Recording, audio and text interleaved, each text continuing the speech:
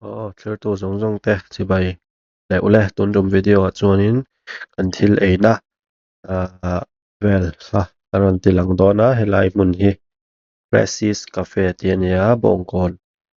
traffic point wa thlen hma deuh chiah hi hemi chung main road kawng an kawng chungah hianin hemi chungah hianin chho na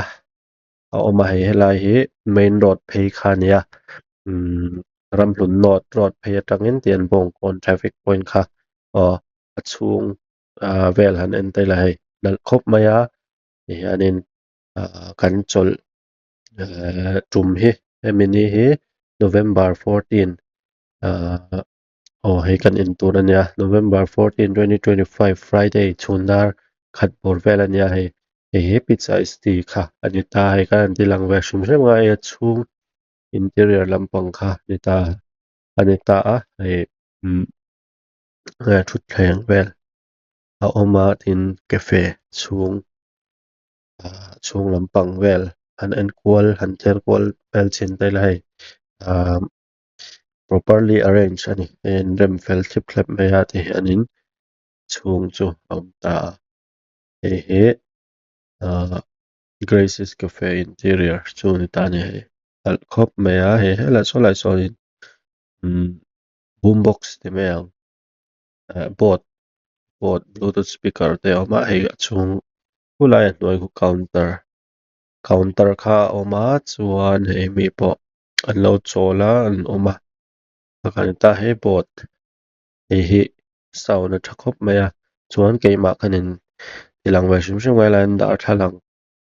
lian deuh mai a awm a hei bai ve lawk anga lang ve zuai a hei a awmna hlai hmun vel chu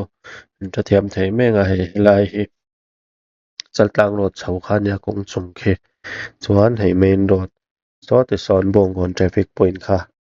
chawlai mai ah sawn a va pawh phei ani a kawng hi chu kan hre vek theuhin kan enga ka khalo ni ta sela hei a chung hi chaltlang road sawi ang khanin ni ta a hei helai ah hianin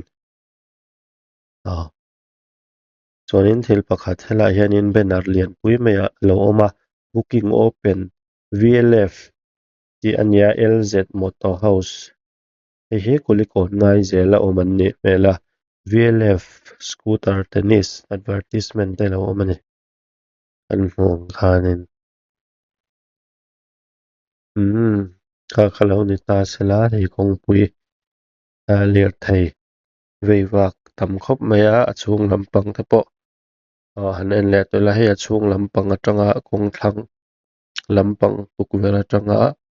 lan dan ani ta khaw sang khawp mai a hulai khu kawng hnuai phei kha ani ta a chuanin sang tha veuh veuh khawp mai a chhung lampang en le te la hei an lo chei mawi a thil lemziak painting art painting lampang te pawh ten lo bang an lo tar a hei kan hmuh ang hianin hei hang te hi an nuar em em a nalh khawp mai a an en kual vel pawh tin hei uno tiang chi te khelh tur neuh neuh an lo dah bawk a playing cards sang neuh te playing cards ani chiah lo a amarawh chu an thut a an lo pah hei kawng thlang lampang chui tak ang khanin khulai a kawng hnuai a phei zel khuanin Bawngkawn chhim veng biakin kha a va pawh in ka hria hei kan ei tur kimbap leh burger leh ramen leh iced tea te ani a hei hi kimbap leh burger leh ramen vel.